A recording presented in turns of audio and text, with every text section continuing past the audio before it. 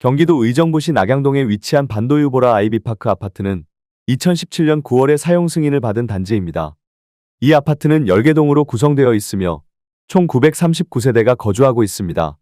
최고 층수는 30층이며 용적률 208%, 건폐율은 16%입니다. 총 주차 대수는 1135대로 세대당 1.2대입니다. 33평형의 월 평균 관리비는 약 28만원입니다. 33평형의 공시가격은 2억 7,900만원, 보유세는 약 27만 5,910원입니다. 이 아파트는 2017년 당시 33평형 매매가가 3억 4,500만원에서 최고 6억 4,500만원까지 상승했으나 최근 2025년 1월 기준으로 4억 1,700만원에 거래되어 최고액 대비 35% 하락했습니다. 주변 편의시설로는 하나로마트 송양점 806m, 이마트 의정부점 841m, 코스트코 의정부점 1.4km가 위치하고 있습니다. 종합병원으로는 성모병원이 약 2.4km 거리에 있으며 반경 1km 이내에 병원 55개, 약국 13개, 편의점 13개, 마트 3개, 학원 71개가 분포되어 있습니다. 교육시설로는 의정부 송산초등학교 791m, 밀락중학교 1.3km, 송양고등학교 391m가 있습니다. 어린이집으로는 꼬마 푸른 꿈 어린이집 23m와 국공립 밀락유보라 어린이집 56m가 가까운 거리에 위치해 있습니다.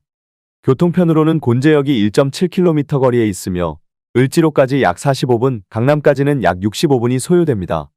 최근 강남 개포동 성원대치 2단지 아파트 재건축 조합이 170억 원의 대출금을 상환하지 못해 파산 신청을 하면서 결국 강남마저도 부동산 시장 침체에서 예외가 아님이 드러났습니다.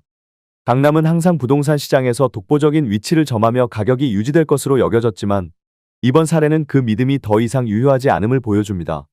17년 동안 사업이 지연되면서 연간 약 10억 원의 손해가 누적되었고 조합은 향후 부동산 시장 전망이 부정적이기 때문에 사업을 포기하고 파산을 선택했습니다. 이는 강남에서도 사업성이 확보되지 않으면 사업이 지속될 수 없다는 현실을 반영합니다. 이번 파산 사례는 건설사에도 큰 충격을 줍니다. 해당 사업에 참여한 현대산업개발조차 높은 부채 비율을 안고 있으며 앞으로 이러한 사례가 빈번히 발생할 것으로 보입니다. 이미 국내 건설사들의 부도는 2021년 12건에서 2023년 29건으로 증가했으며 적자 상태인 건설사 비율도 25.6%에 달하고 있습니다. 신동아건설과 경남기업 등 주요 건설사들이 법정관리에 들어가는 등 부채 비율이 400%에 육박하는 사례도 적지 않습니다. 일부 기업은 부채 비율이 800%를 초과하는 등 부동산 PF 대출 연체율도 급격히 상승하고 있습니다. 특히 부동산 PF 부실화 우려는 심각합니다. 부동산 PF 부실 우려 사업장은 22조 9천억 원 규모로 증가했으며 이는 정부가 목표로 한 부실 우려 비율인 10%를 넘어선 10.9%에 도달했습니다. 과거 저금리 시기에는 사업 추진이 용이했지만 금리 인상과 경기 둔화로 인해 부동산 PF 프로젝트가 차질을 빚고 있습니다. 건설사들은 자체 자금이 부족하여 대출에 의존할 수밖에 없지만 분양시장의 침체로 인해 프로젝트를 마쳐도 이익을 내기 어려운 상황입니다. 또한 입주 전망지수가 급격히 하락하면서 향후 분양 및 입주 시장의 회복 가능성도 낮아졌습니다. 서울의 입주 전망지수는 불과 몇 달 만에 111.4에서 75.8로 35.6포인트나 하락해 2년 만에 최저 수준을 기록했습니다. 미분양 물량도 7만 건을 넘어섰으며 실제로는 10만 건 이상일 가능성이 큽니다. 건설사들이 미분양 실태를 숨기고 있다는 의혹이 제기되는 상황에서 시장의 수요 부족이 더욱 명확해지고 있습니다.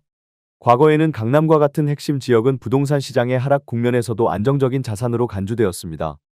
그러나 이번 강남 아파트 파산 사례는 이러한 통념이 깨졌음을 분명히 보여줍니다.